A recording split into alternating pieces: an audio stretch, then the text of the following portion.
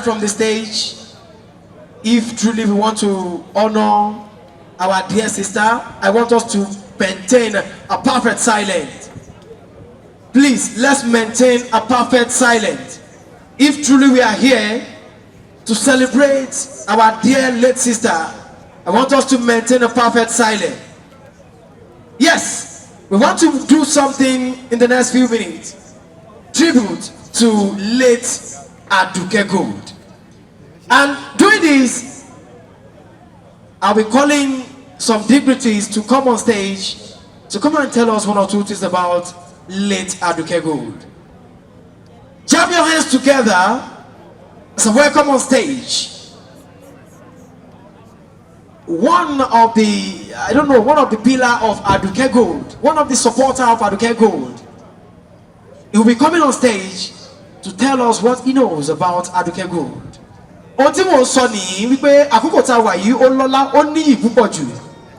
I call it a tribute to Aduke Gold. Bam of Gilead. Celebrate grace in his life, please. God bless you, sir.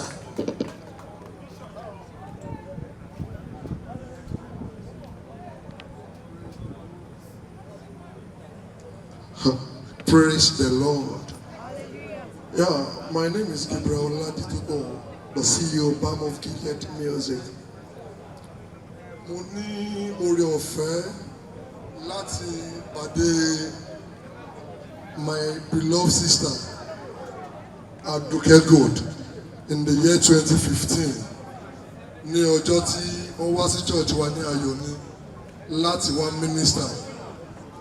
Then I've been hearing about her, but I don't listen to her music. But that night, nígbà tó máa kọrin tán, I was overwhelmed. Hey, ẹ̀bùn ní èyí. So on getting back home, tí mo ń sùn lọ́jọ́ yẹn, the same song tí Aduke kọ ní church wa lọ́jọ́ yẹn, àánú ni mo fẹ́, àánú ni mo béèrè. That particular song, olójí mi láti ojú oorun tó ń kọ létí mi. So I was forced to call one of my sisters ní church pé anytime I invite wa fún a first to one minister, can I have a number? I have to call her. They come and me love you, Oshodi. Then we talk. And she said, Baba, mi ò rẹ́ anybody tó lè ràn mí lọ́wọ́ láti kú ṣiṣẹ́ mi jáde. Orin ọwọ́ mi yìí, ó tẹ́ 7 years tó ti ṣe.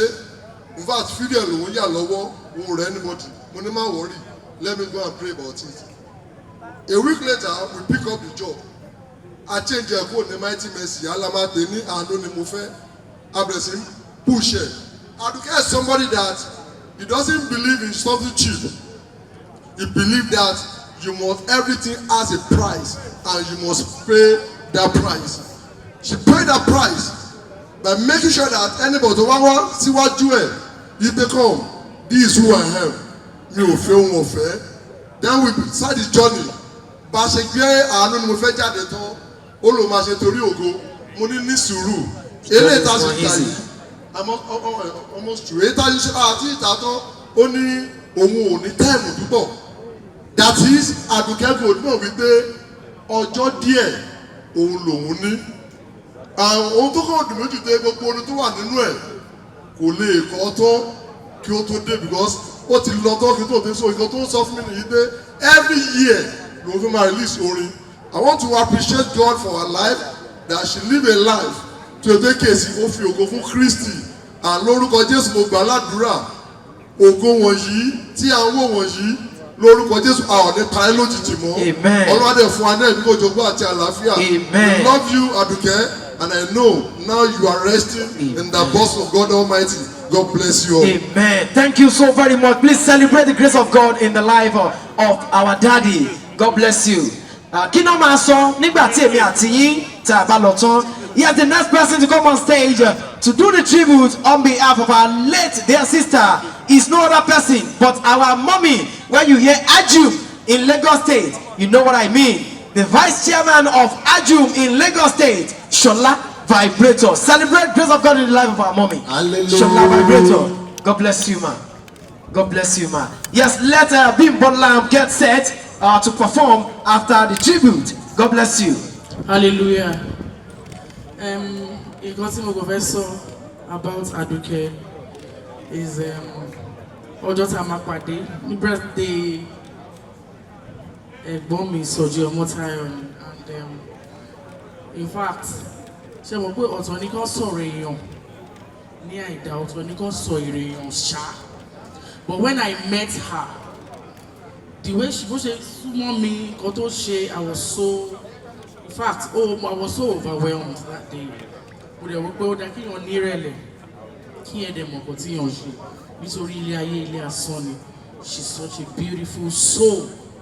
I miss her so much, and mo dẹ̀ wò pé if I don't come here kò ní dá rárá, because ó kàn tì mí.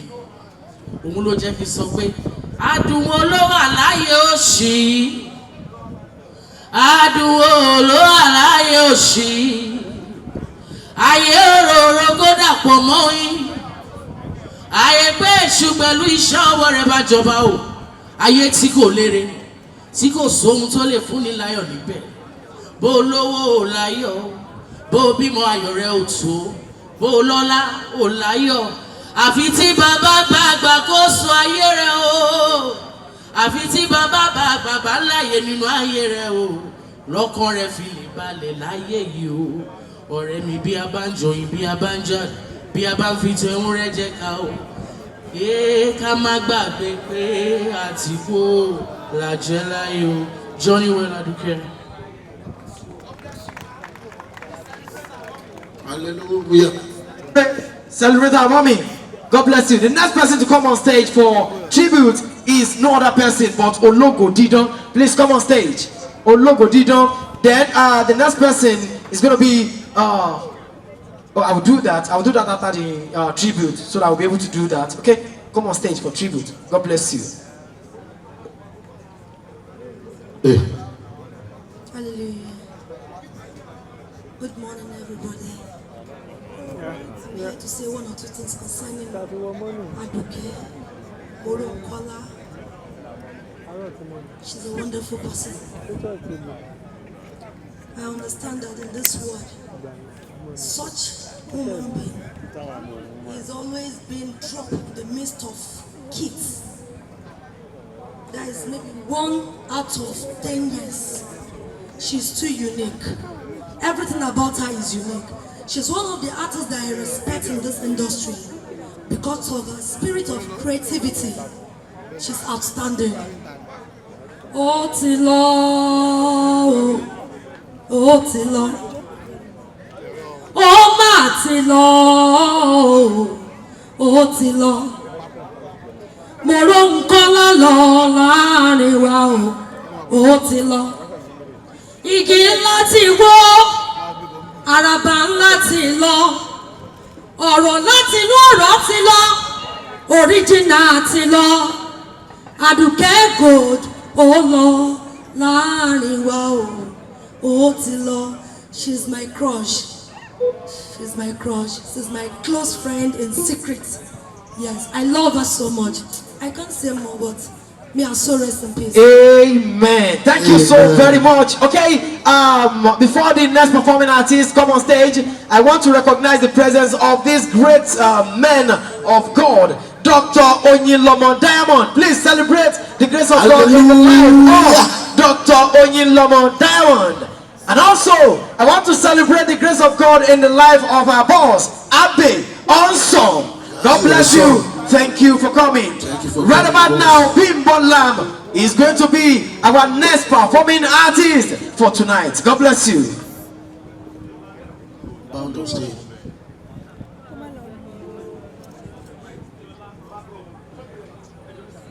We celebrate everyone here. Hold on, gidi gan. Mr. Deola, please, your attention is needed on the stage. Kò sóhun tí a lè ṣe. Ọlọ́run fẹ́ jù wá lọ. God loves her more than us. Àlọ́ rẹ̀ ti lọ. So, Mr. Timilayi, your attention is needed on stage, please. Àdàbà ti lọ. Àlọ́ rẹ̀ ti lọ. Àdàbà ti lọ.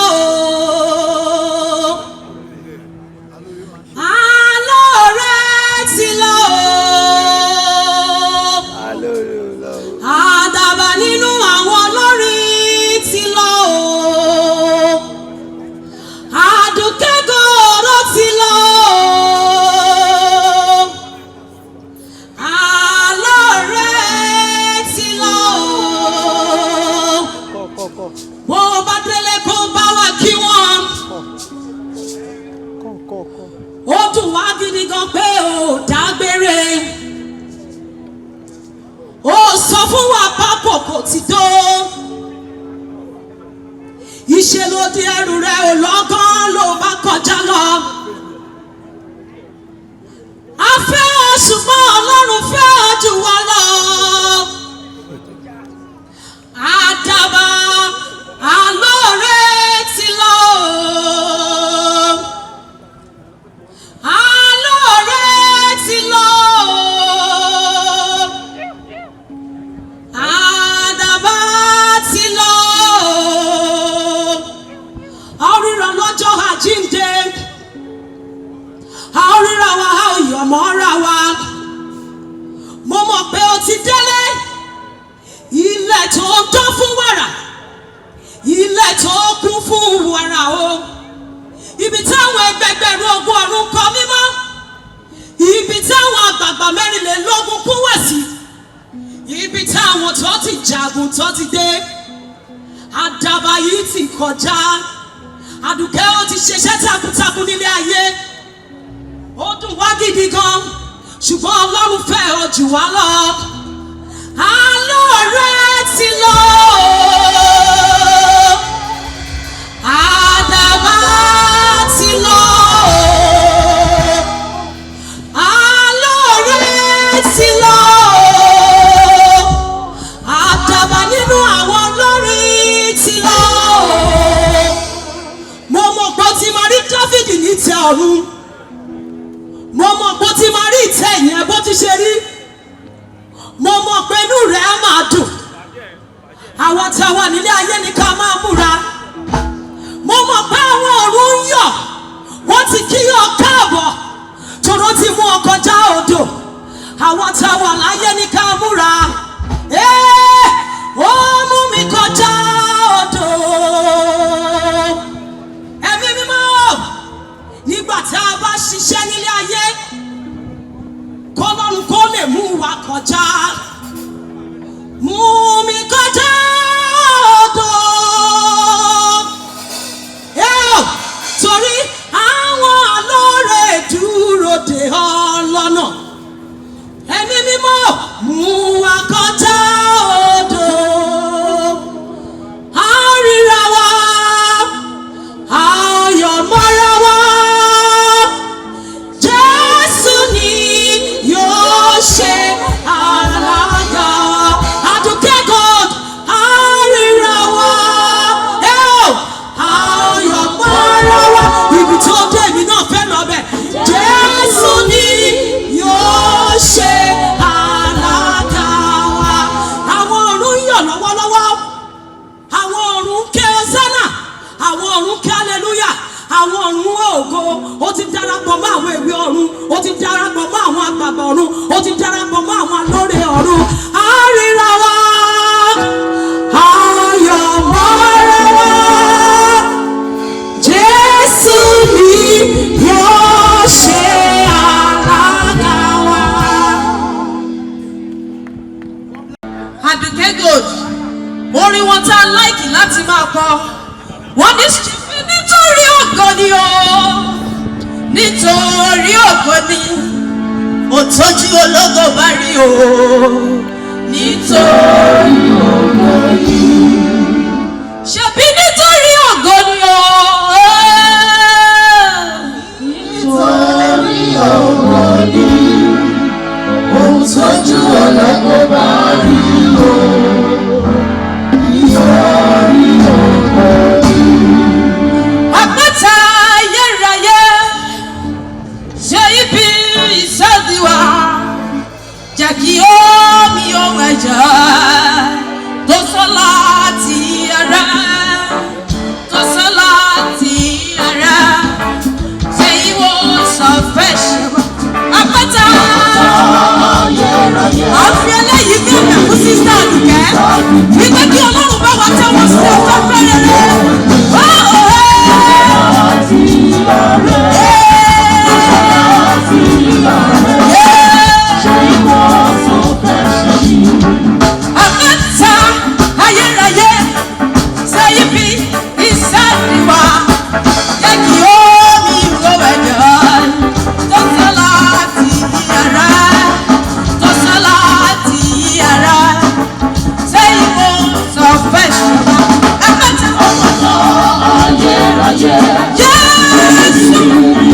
Báwo tẹ́jú kẹ́sọ́ tó bẹ̀rẹ̀ rẹ̀?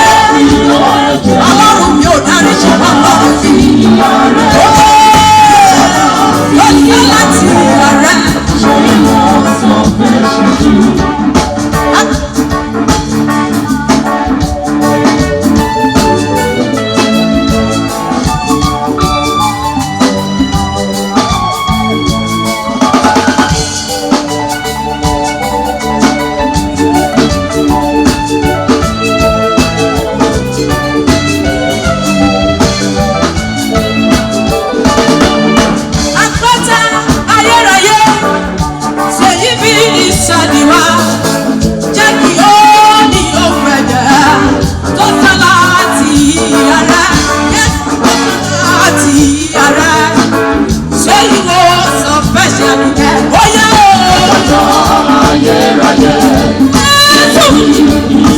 Ẹ̀yin nìkan lẹ́lẹ̀ dárí dárí ọlọ́run. Gbogbo ẹ̀ṣẹ̀ tó ti ṣe ọlọ́run dárí ẹ̀jẹ̀ forí ìjọba ọlọ́run. Ayérayé ọlọ́run mi o. Àìgbàgbọ́ bílá tèmi lórí wa. Yé ó sì ti dìde fún ìgbàlà wa. Àìgbàgbọ́ bílá tèmi lórí wa. Yé ó sì ti dìde fún ìgbàlà wa. Kàsáàbà ó jẹ́ ọ̀pọ̀ gbàdúrà. Ikú òjijì máa ń pa wá. Ọwọ́ ọmọkùnrin rẹ̀ wẹ́rẹ̀ yọ lọ́wọ́.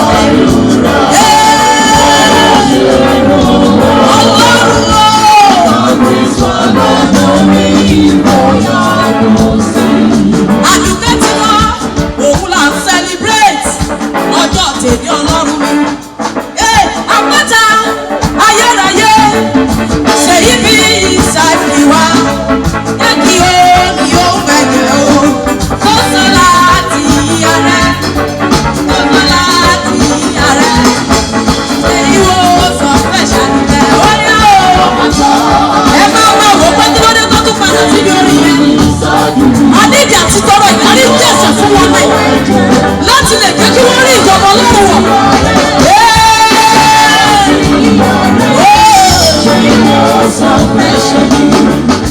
Ẹ ṣé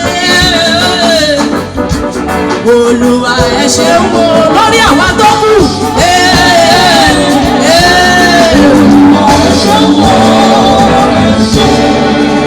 Somebody scream!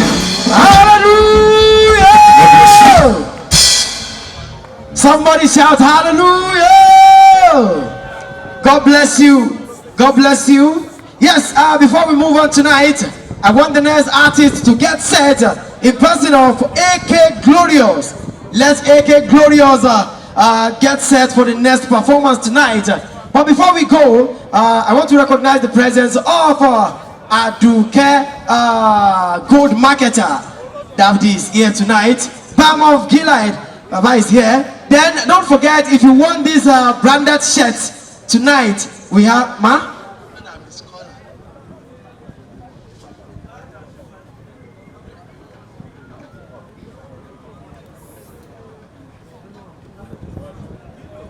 All right, okay, no problem. We'll do justice to that. Nike Elegbede. All right, mommy, I think I'm free now. God bless you. All right, let the next artist get set to come on stage. They are here already. So, Daddy, Balm of Gilead, we recognize your presence. God bless you. God bless you, sir. Okay, all right. Hallelujah. AK Glorious, your time, sir.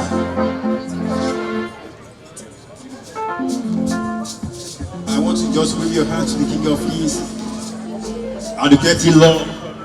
Adìgbàdúrà pé Ọlọ́run àti sáfẹ́rẹ́ ni. Hallelujah. Kárìíra lọ́run ló dájú. Kò yẹ ká fààyè ìṣàrí mọ́. Kárìíra lọ́run ló dájú. Kò yẹ ká fààyè ìṣàrí mọ́. Kárìíra lọ́run ló dájú. Aduke Gold. Kò yẹ ká fààyè ìṣàrí mọ́. Kárìíra lọ́run ló dájú. Kò yẹ ká fààyè ìṣàrí mọ́. ayé àti kẹ́ndé wọn yóò bìyà bó ti wù kí fẹ́ wọn lé tó sísítà àti bọ́dà wọn yóò bìyà bó ti wù kí fẹ́ wọn lé tó kárìíra lọ́rùn ló dájú. Àdùkẹ́ kò yẹ ká fààyè ṣàrímọ́ kárìíra lọ́rùn ló dájú. Kò yẹ ká fààyè ṣàrímọ́. Hallelujah, àrí iye nínú Olúwa. Hallelujah, àrí iye gbà nínú Olúwa. Hallelujah, àrí iye gbà nínú Olúwa. Hallelujah, àrí iye nínú Olúwa. Ẹgbóhùn sókè kẹtọ. Hallelujah, àrí iye nínú Olúwa. Hallelujah, àrí iye nínú Olúwa.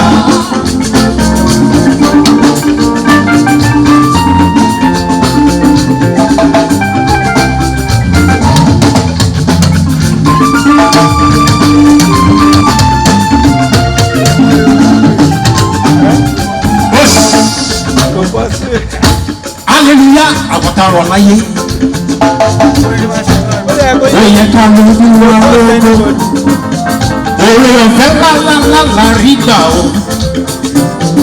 Ìṣe nípa agbára wa.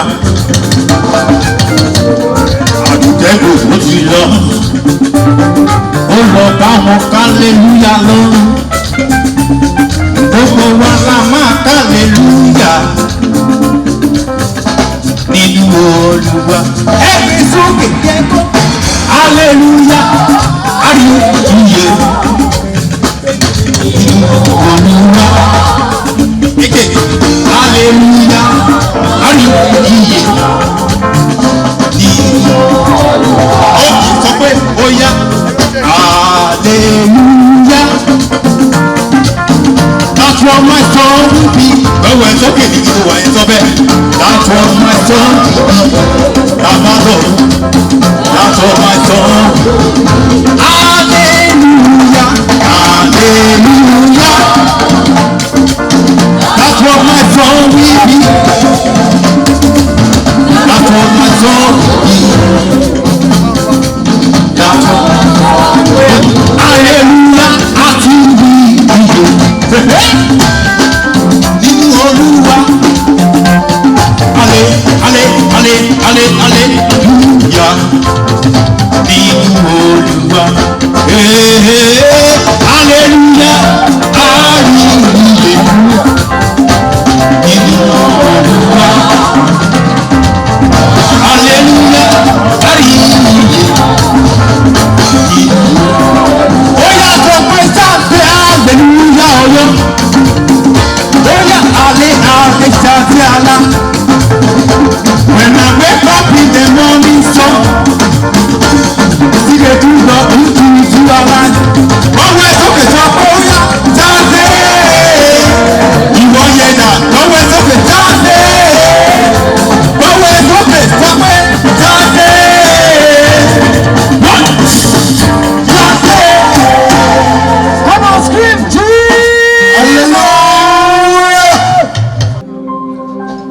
Àtìpó àti àlejò sálàjẹ́ láyé yìí ọjọ́ tá ó padà wálé ṣé yìí ni kò yé gbogbo wa.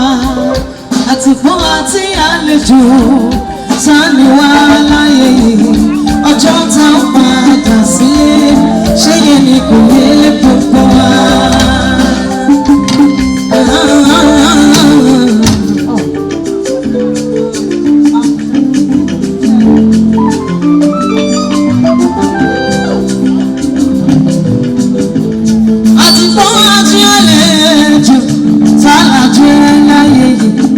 Ọjọ́ tá ó padà sílé ṣé yẹn ni kò yé gbogbo wa. Àtìgbó àlejò sálẹ̀ láyé ọjọ́ tá ó padà sílé ṣé yẹn ni kò yé gbogbo wa.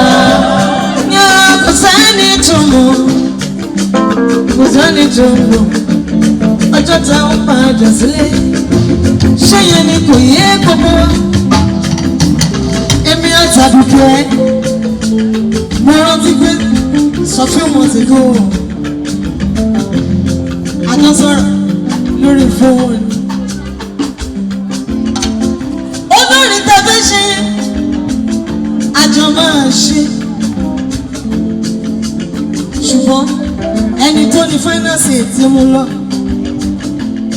ara mi kò sẹ́ni tó mọ̀ kò sẹ́ni tó mọ̀ ọjọ́ tá ó padà sílé ṣé yẹn ni kò yé gbogbo wa àti gbọ́ àti àlejò sálàjẹ́ láyé ọjọ́ tá ó padà sílé ṣé yẹn ni kò yé gbogbo wa àti gbọ́ àti àlejò ṣáàní wà láyé yìí ọjọ́ tí ó padà sílé ṣé yẹn ni kò yé nìkẹ́ni àti gbọ́ àti àlejò sálàjẹ́ láyé yìí ọjọ́ tá ó padà sílé ṣé yẹn ni kò yé gbogbo wa.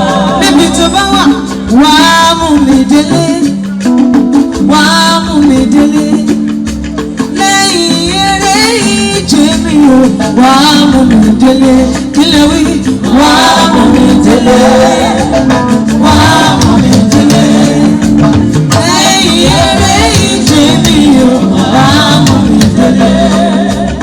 Pẹ̀lú gbogbo ohun tá a rí àtàwọn tá a gbọ́ wọ́n mú Àdùkẹ́ délé torí kó tó lọ iṣẹ́ rere ló ṣe. Wá mú mi délé Ọlọ́run wá mú mi délé lẹ́yìn eré ìje mi ò wá mú mi délé mú mi délé wá mú mi délé Jésù wá mú mi délé lẹ́yìn eré ìje mi ò wá mú mi délé. Ó mú Pétérù délé ó mú délé lẹ́yìn eré ìje mi ò wá mú mi délé mú mi délé wá mú mi délé Jésù wá mú mi délé lẹ́yìn eré ìje mi ò wá mú mi délé. Mo fẹ́ sáré kọrin fún Ọlọ́run Àdùkẹ́ aṣáájú ogun má jẹ́ òkè lọ́nà ọmọ Àdùkẹ́ Àdùkẹ́ mo máa ń pè ní Àdùkẹ́ wúrà òun lọmọ ọba aṣáájú ogun má jẹ́ òkè lọ́nà òun lọmọ Ọlọ́run má jẹ̀mú òun lọmọ Elédùmarè òun ọmọ oníṣẹ́ náà bomi tẹ̀lé Àdùkẹ́. Àfẹ́ni tó máa máa gbúrọ́ amọ̀pá àkọ́ni ni Ọlọ́run ló ní fáínàsì òun ló láyé wa òun ló fọ́ ọmọ tó fẹ́ fi wá ṣe òun ló mú mọ́ tó fẹ́ mú wa lọ mo fẹ́ dẹ́kun mo fẹ́ dẹ́kun òun ló mọ̀ gbà tó fẹ́ mú wa lọ Àdùkẹ́ ọmọ Ọlọ́run l'Àdùkẹ́ ọmọ bàbá mi aṣáájú ogun má jayà òkè lọ́nà Àdùkẹ́ ọmọ arúgbó láíláí ni Àdùkẹ́ níbi tẹ́ bá wà wá mú mi délé Jésù wá mú mi délé lẹ́yìn eré ìje mi ò wá mú mi délé ariwo sọ fún Jésù wá mú mi délé wá mú mi délé lẹ́yìn eré ìje mi ò wá mú mi délé. Ó yẹ sọ pé lẹ́yìn eré ìje mi ò wá mú mi délé.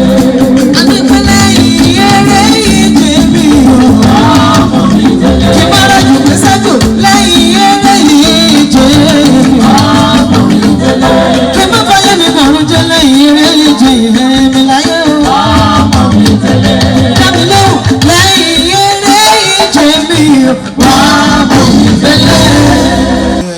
celebrate the grace of God in the life of Epsiba. Lẹ́yìn eré ìje wa mú mi délé. Can you say that to yourself? Lẹ́yìn eré ìje wa mú mi délé. Alright, the next performing artist tonight is no other person but Adeniyi Ogotitun. Where is Adeniyi Ogotitun? Please come on stage.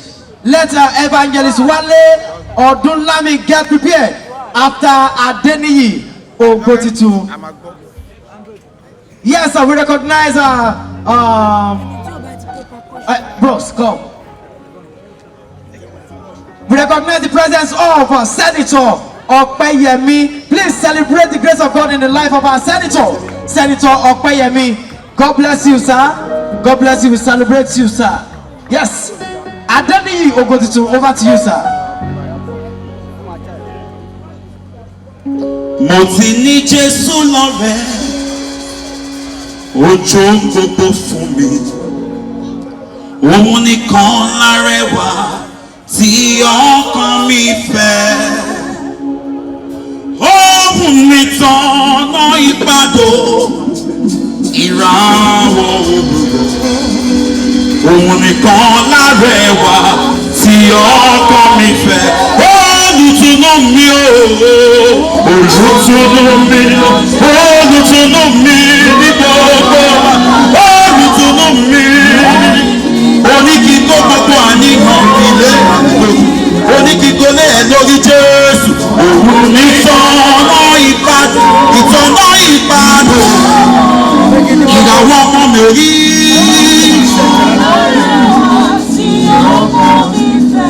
Ibikíbi tí mo bá wà. Ó sọ̀rọ̀ Jésù àdìrẹ́. Àtìgbà tí ojú mi bá rí o, kí ó máa gbàgbé Ọlọ́run o, gbogbo ìyà tí mo jẹ o. Àtìgbà tí ojú mi bá rí o, pé má gbàgbé gbogbo ìyà tí mo jẹ.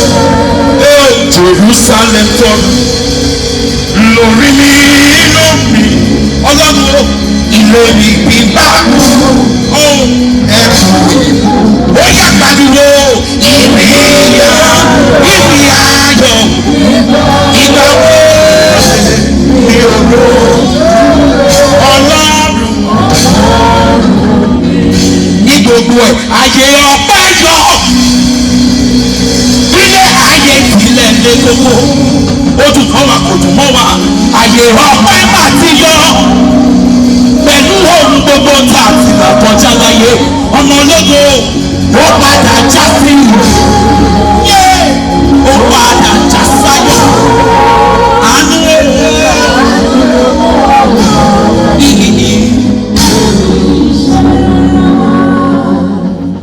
mímọ́ mímọ́ mímọ́ mímọ́ mímọ́.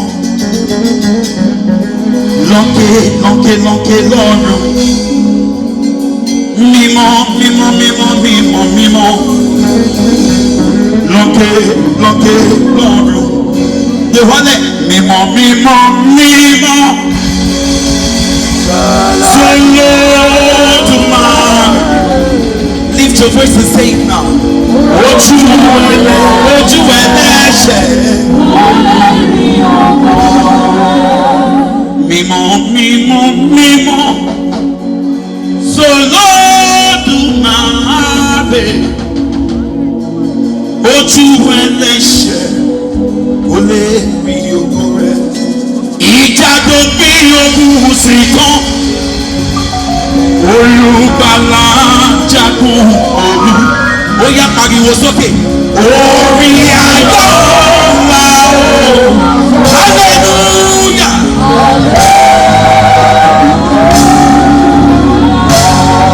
Ìjà tó kí ogun sí tán. Olùgbàlà jagun òru. Ọlọ́run mi o. Orí ayọ̀ la ó máa tán. Adé.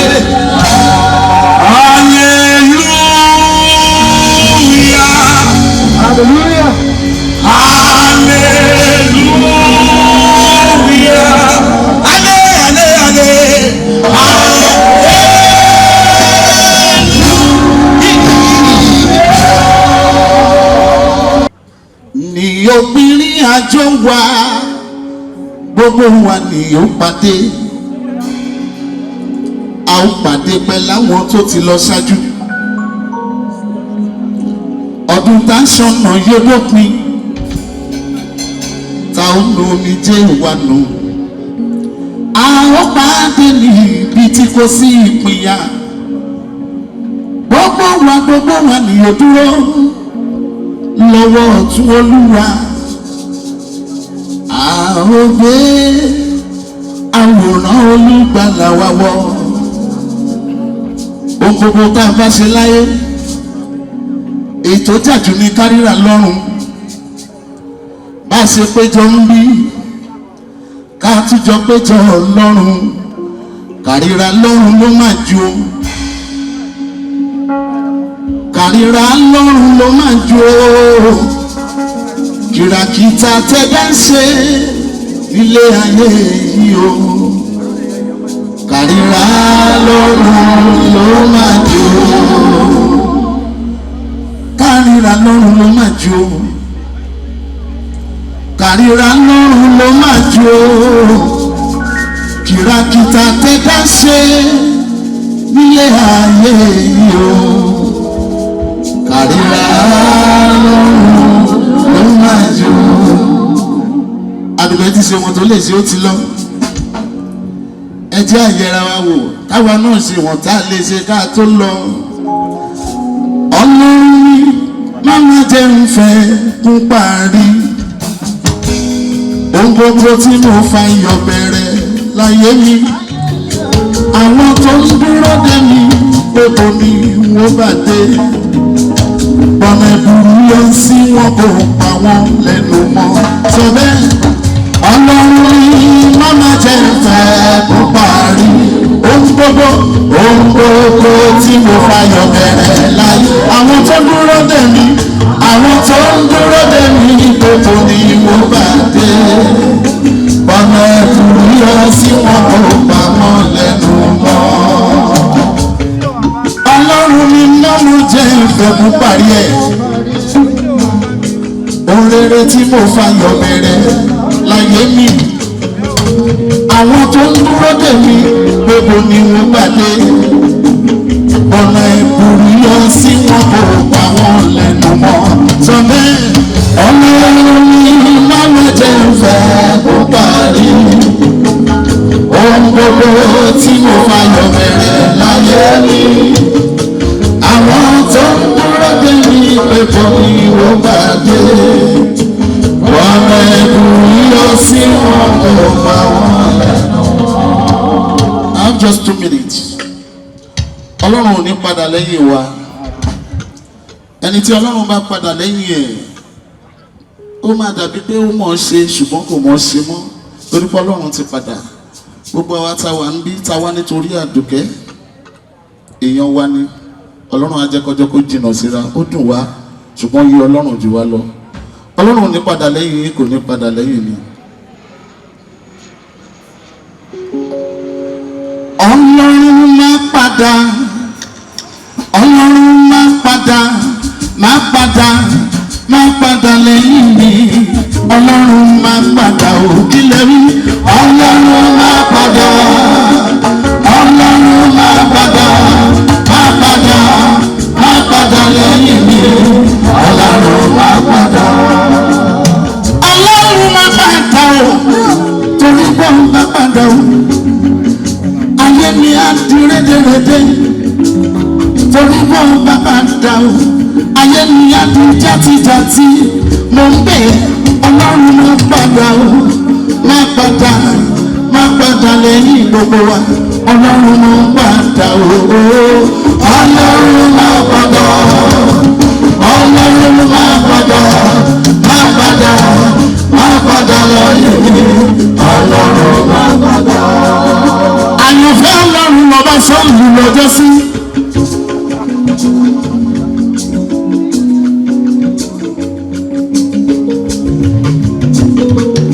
Sọ́ọ̀lù ọba tó ń pàṣẹ ẹni tọ́lọ́run fẹ́ràn ni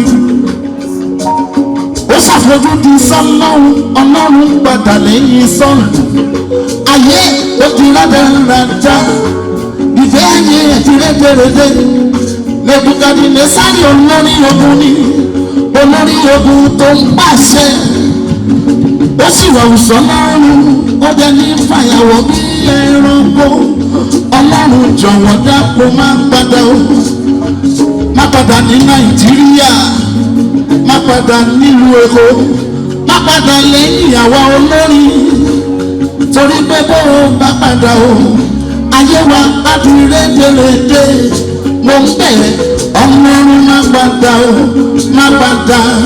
má padà lẹ́yìn mi ọlọ́run má padà o ọlọ́run má padà ọlọ́run má padà má padà lẹ́yìn mi ọlọ́run má padà o ọlọ́run má padà ọlọ́run má padà lẹ́yìn mi ọlọ́run má padà. Yes sir, please ẹ má ti lọ sir, ẹ dúró báyìí sir. Ẹ jọ̀ọ́ ẹ bá mi nawọ́ sí dádì yìí. Nǹkan kan tí mo fẹ́ kẹ́ ẹ bá mi sọ fún wọn léyìí wípé eré ìje tí gbogbo wa jọ ń sá yìí àjọ máa sá délé ológun. Ẹ bá mi nawọ́ sí wọn kẹ́ ẹ sọ bẹ́ẹ̀. Ẹ pàtẹ́wọ́ fọ́lọ́run nínú ayé wọn dáadáa. Celebrate grace. Sir, ẹ má ti lọ nínú ẹ̀kọ́ tí wọ́n kọ́ wa sir. Yes, ẹ jọ̀ọ́ instrumentalist a minute. Ṣẹ́rí lálẹ́ yìí I want us to learn nínú nǹkan tí ìgbàgbọ́ fi kọ́ wa láyé yìí ó ní wípé ká mọ bí a ṣe ń lo àkókò. Ẹ bá mi pàtẹ́wọ́ fún wọn sà. Kò yẹ kí wọ́n wà ń bí lálẹ́ yìí torí bí wọ́n ṣe jẹ́ sí Àdùkẹ́ ṣùgbọ́n nínú eré ìje ìgbàgbọ́ àwọn nǹkan kan wà tó jẹ́ pé ẹ̀mí la fi máa ṣe kò ṣe tara. Yes sir, a máa rí yín pẹ́ lágbára Ọlọ́run ẹ̀dẹ̀ ní ṣọ́kú mọ́ wa lójú lẹ́ẹ̀kan sí ẹ bá mi pàtẹ́wọ́ dáadáa fún wọn. God bless you sir, more grace and anointing in Jesus name. Alright, quick one while waiting for the next performing artist in person of Mickey Gold. Mickey Gold, please come on stage. I want to recognize the presence of my great father here because tonight I am privileged to work with great men of God with grace. Jab your hands together as I introduce to you once again Apostle Niyi Peters. Please celebrate God's grace in his life. Daddy, hallelujah. All right, let me quickly recognize this man of grace, Dr. Olayimika Babs Atabatubu. Hallelujah. Atabatubu. God bless you, sir. More grace and anointing in Jesus' name. Yes, the next performing artist is Mickey Gold.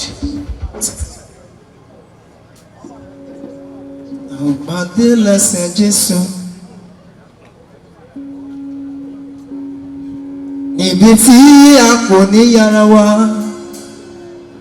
a ó ríra wa, Àdùkẹ́, a ó yàn mọ́ra wa.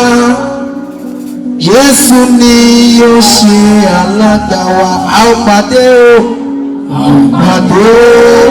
lẹ́sẹ̀ Jésù. Àdùkẹ́ sọ̀rọ̀ lórí níbi tí a kò ní yára wa, a ó ríra wa, a ó yàn mọ́ra wa.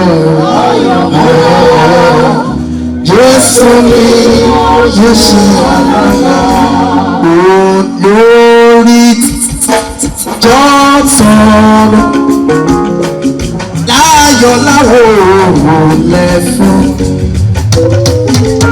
kì yóò tó déjì jọ sáyé yóò máa kọ́ mi ìtọ́nù àgbọ̀kọ̀ wọn sókè sí o àgbẹ̀ ọkọ̀ a lè dìde lórí ẹsẹ̀ wọn ká kọ́ lé ìrètí tó.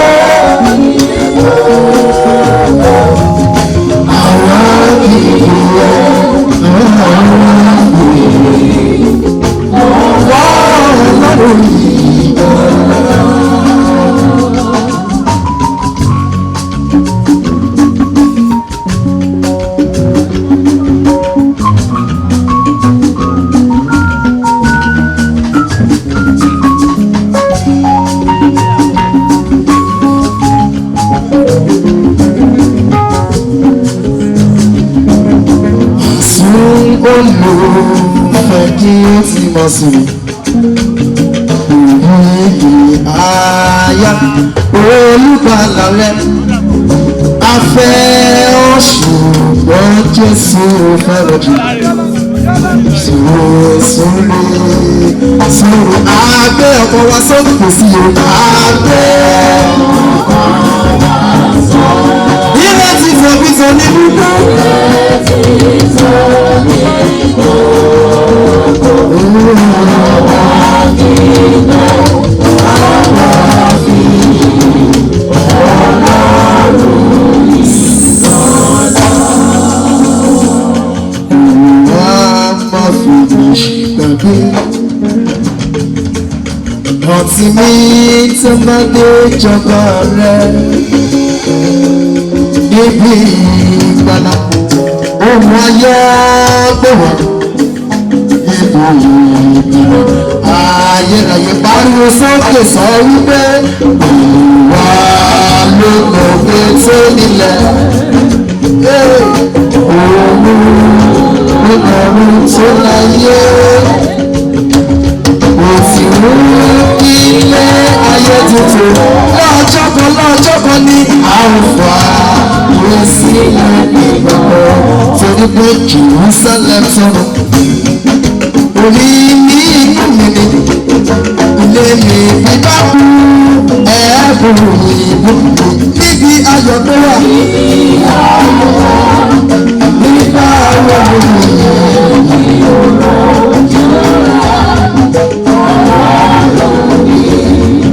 torí pé ṣùgbọ́n nítorí ògo ni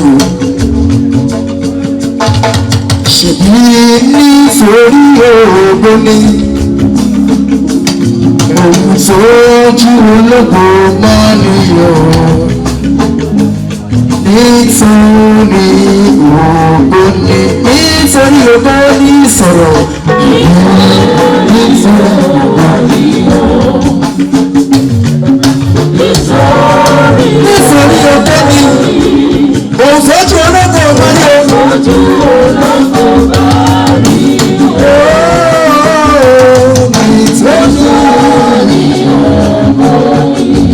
Nígbà tí pé bá dùn, ibo ni wọ́n yóò wá. Gbà tí pé bá dùn, gbà tí pé bá dùn, tá ó jí òkú dìde. Níbo ni wọ́n yóò wá lọ́jọ́ náà. Gbà tó kúkú yóò dé sáyé, níbo ni wọ́n yóò wá.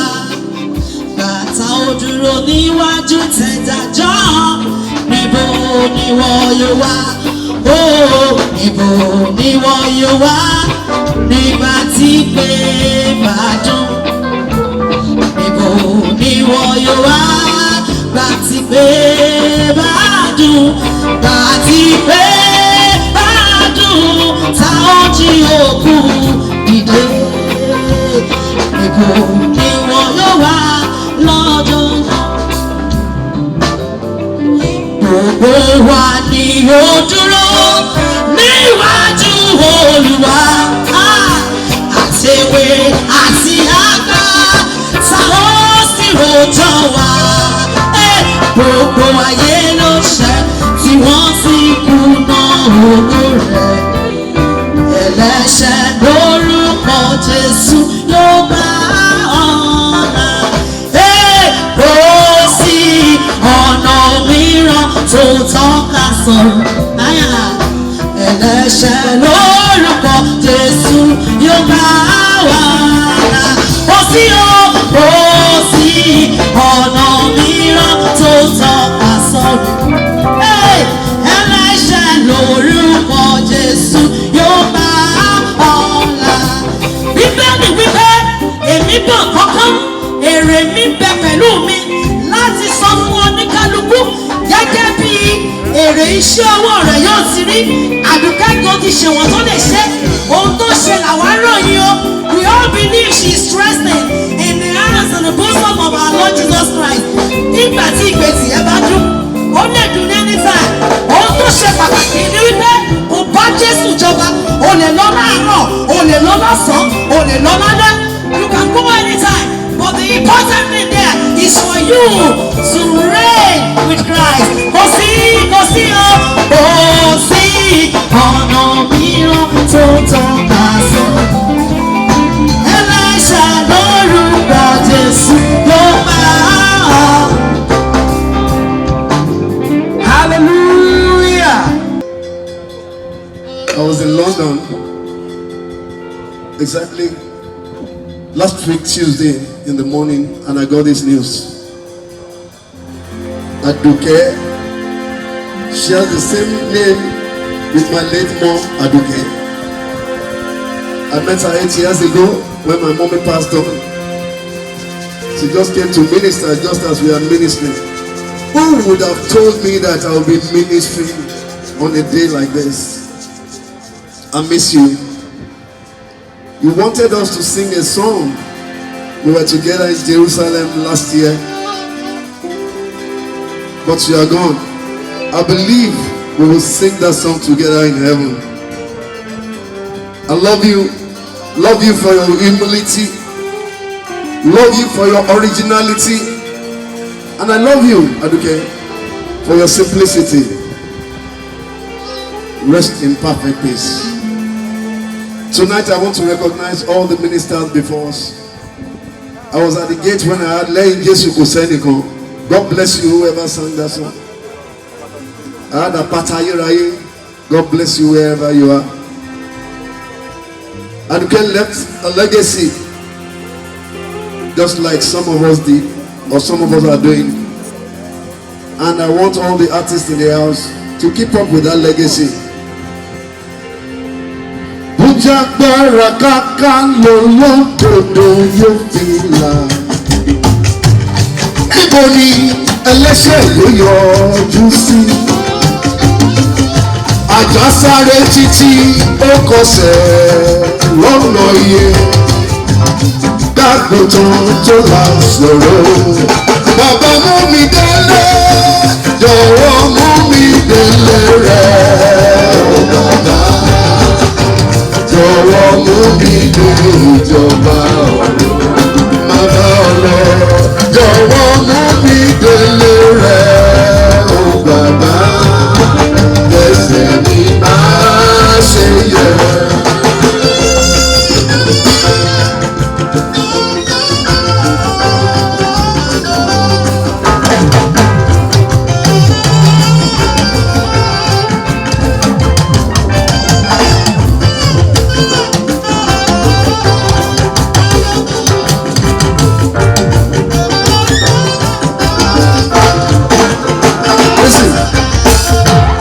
Kò má tán káwọn mímọ́ kí wọ́n bẹ̀rù,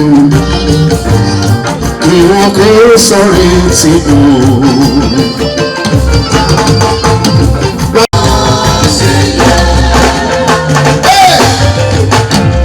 Ta làwọn mímọ́ tí wọ́n yọ bí ìràwọ̀ níwájú ìtẹ́jú ọba? Tí wọ́n ti gbé àdéhùnra yìí tẹ́ka, kàmí mọ́ wọn ẹlẹ́dà.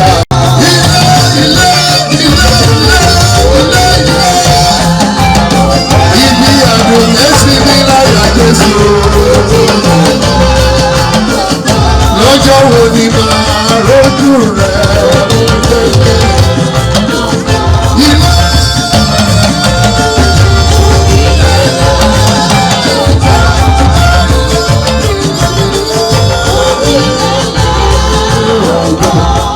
Omi dé paradísì.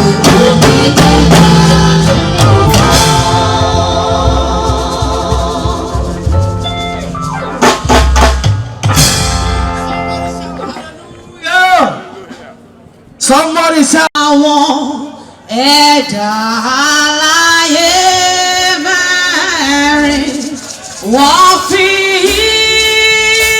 ẹ̀fọ́ fàyọ̀.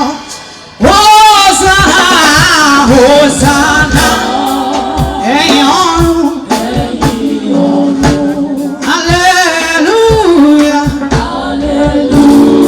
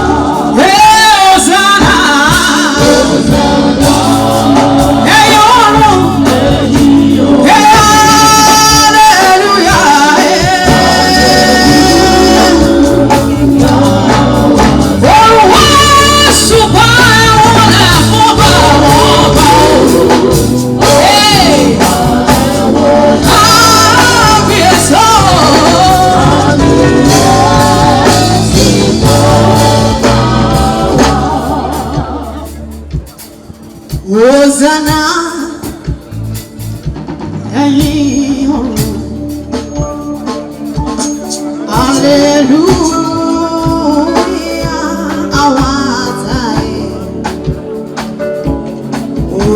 Ọ̀run ṣùgbà ẹ̀wọ̀lẹ̀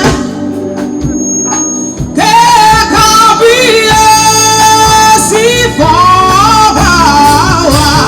Hosanna ẹ̀yin ọ̀run ẹ̀kẹ́ hallelujah. Bí wọ́n ṣe ṣe láyé là ń ṣe lọ́run. Ọ̀run ṣùgbà ẹ̀wọ̀lẹ̀ fún kábíyèsí fọ́ọ̀bà kábíyèsí fọ́ọ̀bà.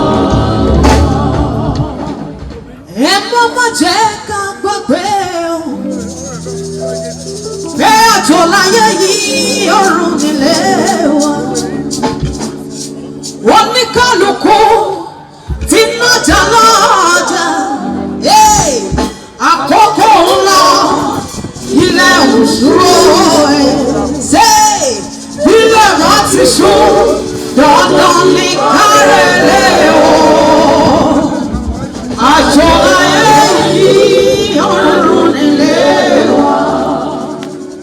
Ìgbà kan lọ ìgbà kan bọ̀ ọ̀bọ̀kan bọ̀ ọ̀rọ̀kùnrin ṣàforídẹ́lẹ́bùtẹ́. Bí odò gbogbo bá ṣàn títí, aṣọ sínú òkun o, wọ́n bá ti wọ́n láńdọ̀rí lọ. Bá pẹ́ láyé bá pẹ́ o, ikú náà ló pín ohun gbogbo. Ènìyàn rẹ̀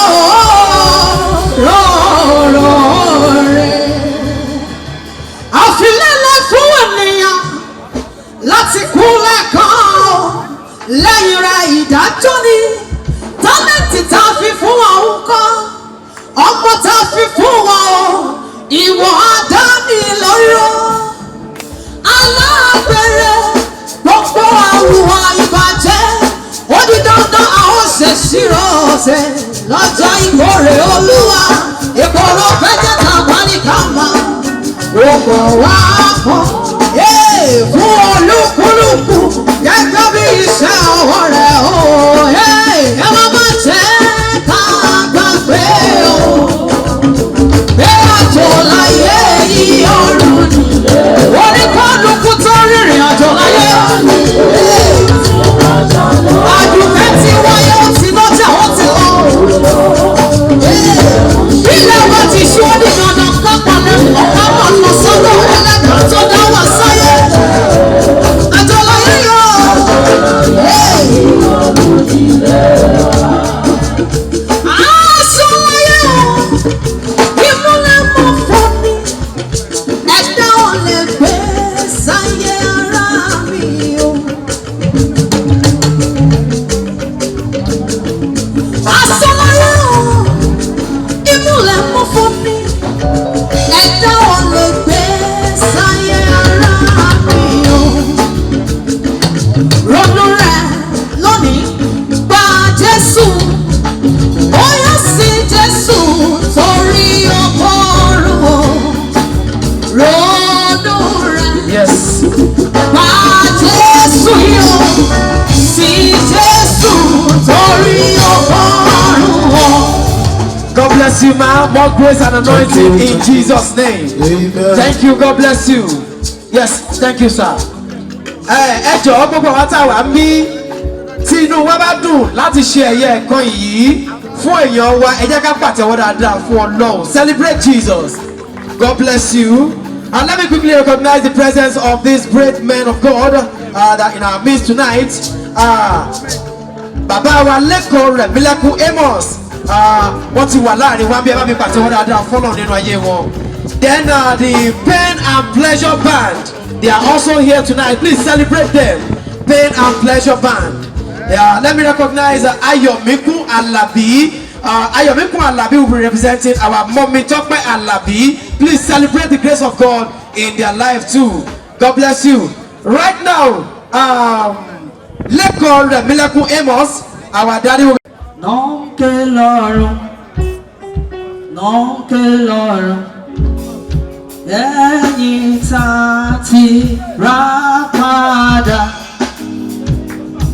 ṣé lọ́ba ẹ ṣé lọ́ba ẹ ṣé lọ́ba òní mímọ́ mímọ́ mímọ́ làwọn àgẹ́lẹ́ ké lọ́rọ̀ náà ké lọ́rọ̀ náà ké lọ́rọ̀ onífẹ́ ní ta ti rà padà ẹ ṣé lọ́ba ẹ ṣé lọ́ba ẹ ṣé lọ́ba obìnrin kí ló pín o ikú ló pín kí ló pín obìnrin kí ló pín o ikú ló pín bó lówó ikú ló pín bó ṣàìní ikú ló pín bó kọ́lé ikú ló pín bó ṣàìkọ́ ikú ló pín bó bímọ lè mọ̀ ikú ló pín tó bá tún ṣàìbí ikú ló pín alright gbogbo wàhálà wà láyé tá ń wà mọ́ rí wá máa ya ikú ló pín gbogbo ẹ̀ gbogbo wàhálà ẹ̀dá láyé nínú òjò nínú òrùn níbi kan lè rí wa o ikú ló pín o gbogbo mo ní kí ló pín o Àdùkẹ́ ti wáyé ó ti sùn ó ti lọ ó ń gbẹ́lẹ́dùmarè jọba o èmi àti ẹ máa kú bóyá lówó níní àní bóyá nílé kíkọ́ bóyá lọ́mọ bíbí o bóyá lòkìkí níní dandan ní kú àsìkò ní àjọ láyé àlejò ní àjọ òwe ọjọ́ kan ní bàbá yóò fi wá á pè wá sọ pé ọmọ máa bọ̀ kó wá sílé o ọjọ́ kan ní bàbá yóò pè wá pé ọmọ máa bọ̀ a ó tètè gbọ́ pé bẹ́ẹ̀ ló máa yá oyè ọlọ́run wá a ó kéde mọ́ pé bẹ́ẹ̀ ló máa yá ṣùgbọ́n oyè ọ̀lẹ́dùn máa rẹ ọba tó lágbó gbọ́ wá. Àdùkẹ́ ó dìbò ṣe Àdùkẹ́ ò kó dàrọ̀ Àdùkẹ́ ó dìbò ṣe ó kí ọ dàrọ̀ ọjọ́ ojú ọ̀la ká tó lè ríra wa ó tún dẹ́sẹ̀ Jésù ká tó lè ríra wa ó tún bí yín kí ló pín o ẹ̀yà máa gbọ́ ẹlẹ́jọ́ wẹ́wẹ́ alábòsí ọgbogbo gbogbo iṣẹ́ ibi tá a ní ẹ jẹ́ ká ronú jinlẹ̀ ewu apàwá lọ́jọ́ kan a máa rìnrìn àjò rẹ̀ pọ̀pọ̀ gbogbo wàhálà wà láyé wọn ní ta ń wà wọ́n rí wọn máa ya ikú yóò fi gbogbo ẹ̀ gbogbo wàhálà ẹ̀dá láyé nínú òjò nínú òrùn níbi ká lè rí wa o ikú ló ní ohun gbogbo. Jésù ní ọ̀nà òtítọ́ àti iye wá kájọ rí ọ̀nà tó dára jù. Jésù ní ọ̀nà òtítọ́ wá kájọ rí ọ̀nà tó dára jù. Jésù ní ọ̀nà òtítọ́ àti iye yìí wá kájọ rí ọ̀nà tó dára jù. Wá kájọ rí ọ̀nà Jésù Kristi wá kájọ rí ọ̀nà tó dára jù. Tó bá lè rìn yá fún ọ̀láyọ̀ o. Tó bá tún lè rìn yá fún ìgbàlà. Ọ̀nà tó rọ̀ ní àmọ́dàbọ̀. Ọ̀nà yẹn ò fẹ́ rárá ṣùgbọ́n. Wá jẹ́ kájọ rí ọ̀nà Jésù Kristi yìí. Jésù ní ọ̀nà òtítọ́ àti iye. Ó dúró pọ̀, ó bẹ̀rẹ̀ ẹsẹ̀. Wá kájọ rí ọ̀nà tó dára jù.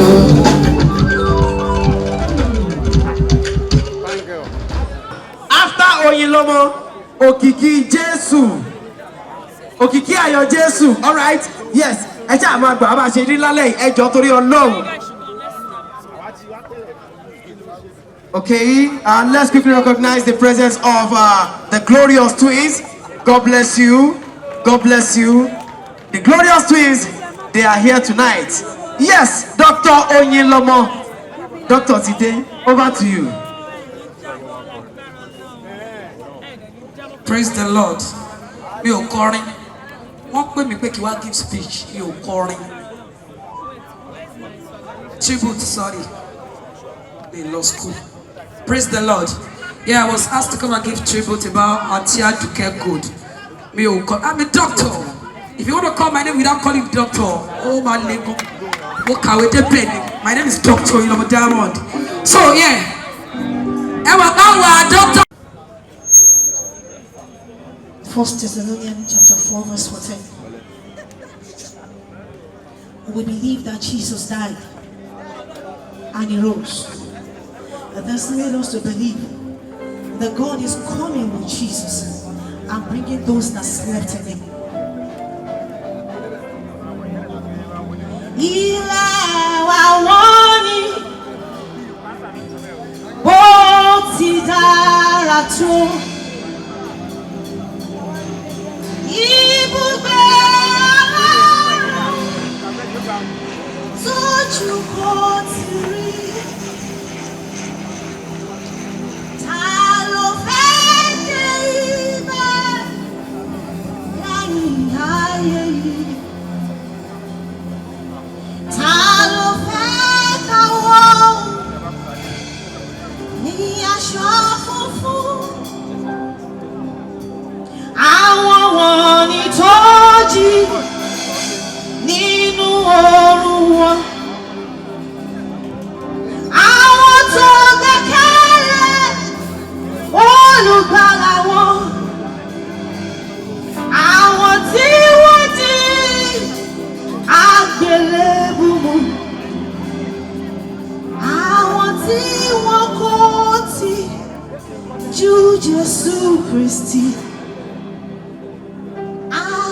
Àlàáfíà ní ayé ṣe yìí. Ẹ̀jẹ̀ Jésù wípé àlàáfíà. Àlàáfíà gbàrà wá wá lájò. Ìpamọ́ Jésù ìbẹ̀rù kò sí.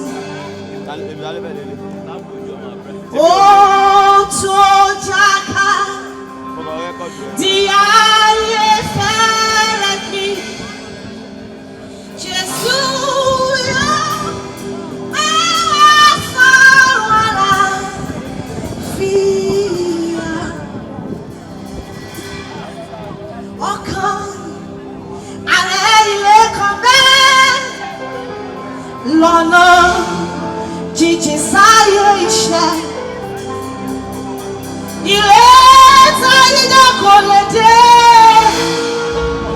Ta ni kò fẹ́ sí mi níbẹ̀? Dúró, rọ̀jú dúró, má ṣe kú.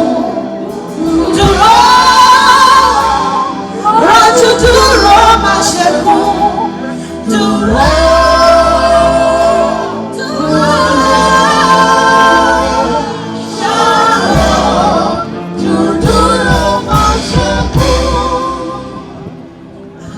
Sọ̀rọ̀ ilẹ̀ bùkún ni, ilẹ̀ mímọ́ àti ilẹ̀ wa. Gbà gbogbo lásán tógo rẹ̀ yóò ti dùn tó láti débẹ̀. Oh Christ the Lord, my hope is found. He is my light, my strength, my song.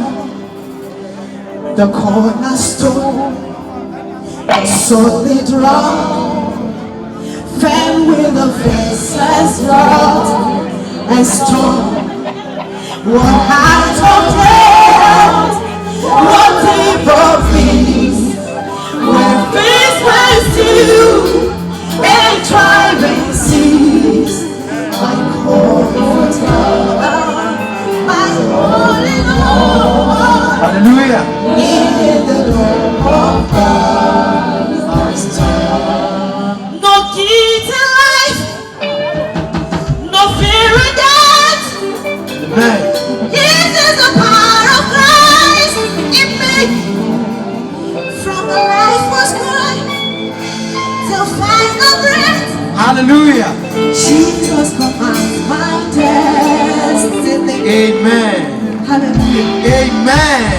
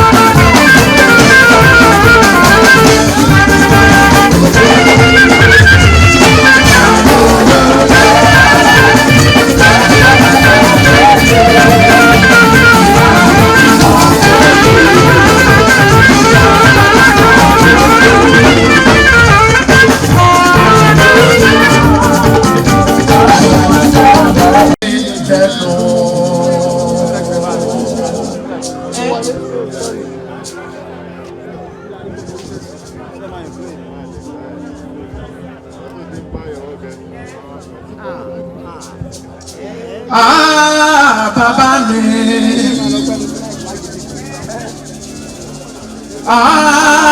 Ọlọ́run mo dé láti ṣe ìfẹ́ rẹ̀. Bàbá o, ayé ò yọ mí lẹ́nu.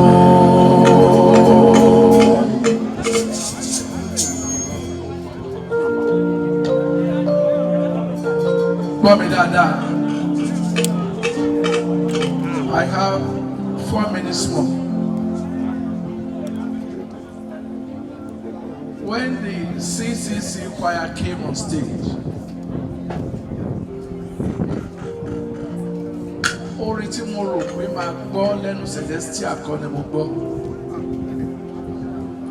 I was expecting to hear bí a bá ń joyin, bí a bá ń jàdù, bí a bá ń fi tọ́ ewúrẹ́ jẹ ká o. Ayọ̀dẹ̀! Ká má gbàgbé pé àti ìgbòho láṣẹ láyé o.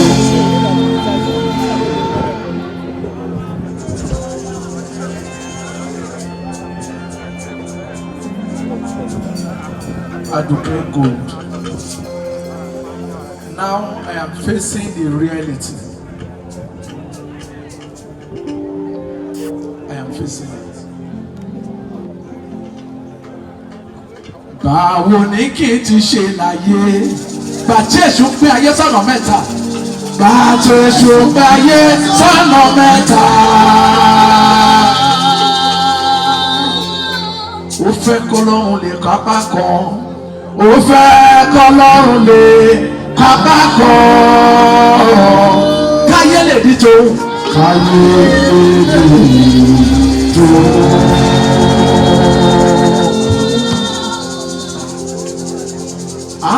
Ọlọ́run báwo ni kí n ti ṣe láyé? Ọlọ́run báwo ni kí n ti ṣe láyé?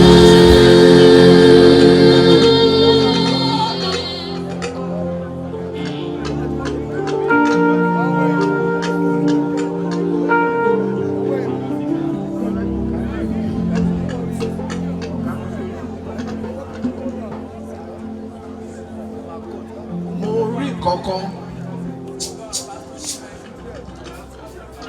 nípa Aduke Gold. This girl will always celebrate people. Aduke will always celebrate people. I was in London. She called me. And she was celebrating like we were there together. And when she finally got her visa to go, she called me. Ejo, please.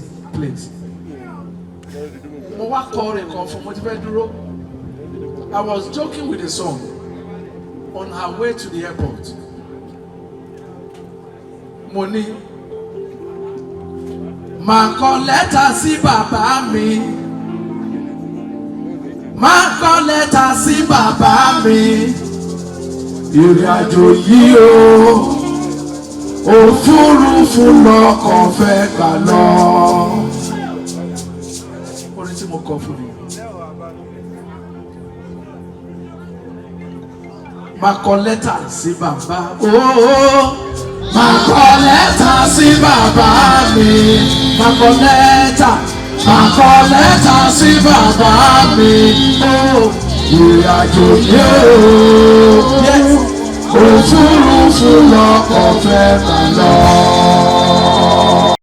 Back and see Wara. Lift up your right hand to bid her farewell. Wọ́n kàn máa bá mi kọrin. Ó dàbọ̀ Mary Àló. Máa tí wọ́n yẹn sí. Mary Àló. Ó dàbọ̀ Àdùkẹ́ mọ̀rẹ́lẹ́. ó dàbọ̀ mẹ́rin àlọ́. Mẹ́rin àlọ́ ó dàbọ̀. Ó dàbọ̀ mẹ́rin àlọ́ madam. Mẹ́rin àlọ́ ó dàbọ̀ Aduke relé o. Ó dàbọ̀ mẹ́rin àlọ́. Bábí tí wọ́n yẹ sí dáadáa. Mẹ́rin àlọ́ ó dàbọ̀. A ó pàdé létí odò. Aduke tẹ̀sẹ̀ áńgẹ́lì títẹ̀.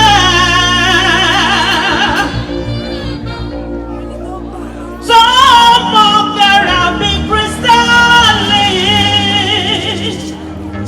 Lẹ́bàá ìtẹ́ Ọlọ́run. Èyí ká ilé ẹ̀rín máa wọ́.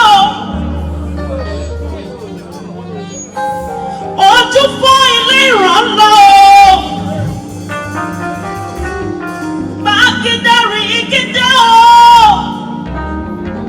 Aduke ṣubú kó lé dìde. Ó dẹ̀ wù ní ká jẹran pẹ́ lẹ́nu, àmọ́ ó fẹ́ olófun ní òjẹ́ o. Ikú ṣẹ́ka ikú dúró. Ọ̀dájú ni ikú aláìní tìjú tí ó mojú ẹnìkan kan. Ikú tí ń fọ́ ikú alágbára. Ikú tí ń wọlé adùn tí ń wọlé oyin. Ikú ṣe bẹ́ẹ̀ òmú Aduke rọrùn àrèmá bọ̀ o. Ìpàdé ìdílé ńlá o. Bọ́ délé òkílé kérò tó ń lọ lọ́nà. A ò tún ríra. Aduke lọ́jọ́ àjíǹde.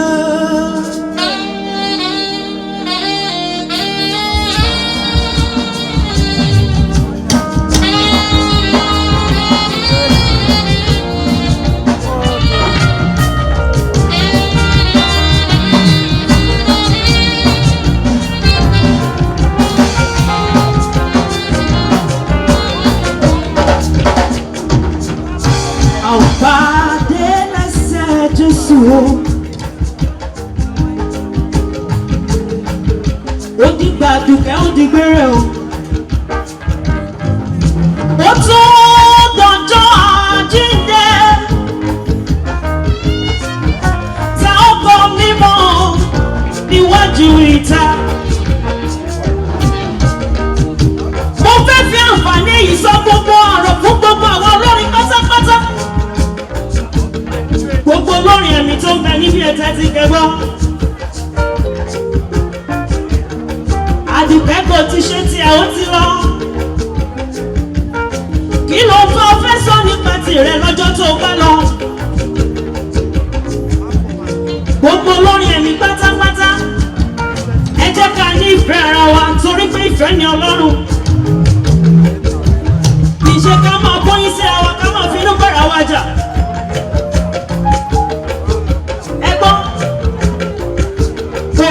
Ẹni tó lọ ṣe rere, ẹni tó ṣe rere kò tí ì rọrùn fún láti wọ ìjọba ọ̀run agàn torí ẹni tó ń ṣe bí. Gbogbo alágbàdìrà kọ́dún jìnnà síra wọn, ṣùgbọ́n kò pẹ́ bóyá máa bá dé bus stop wa gbogbo wa la máa bọ́lẹ̀. Ẹ má kàn jẹ́ ká dé àtọ́ka lásán tó ń tọ́ka sọ́nà ṣùgbọ́n tí ó lè débẹ̀ rárá.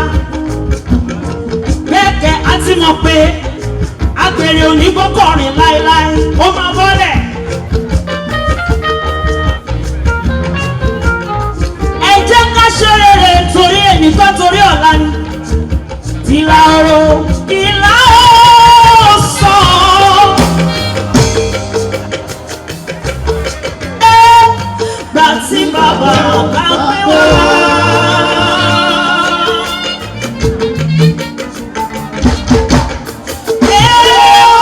Ṣíwọ́ kò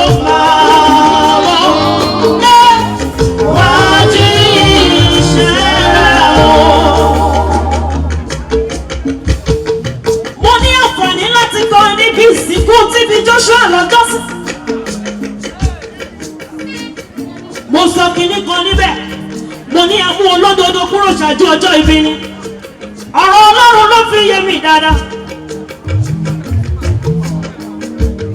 gbogbo àwa tó kù tá ò tí kú òkú ló sunkún òkú akáwọ́ lórí sunkún ara wọn. ṣiṣẹ́ ìrere ṣiṣẹ́ rẹ̀ o ṣiṣẹ́ tó lè fi dé ìjọba ọ̀run.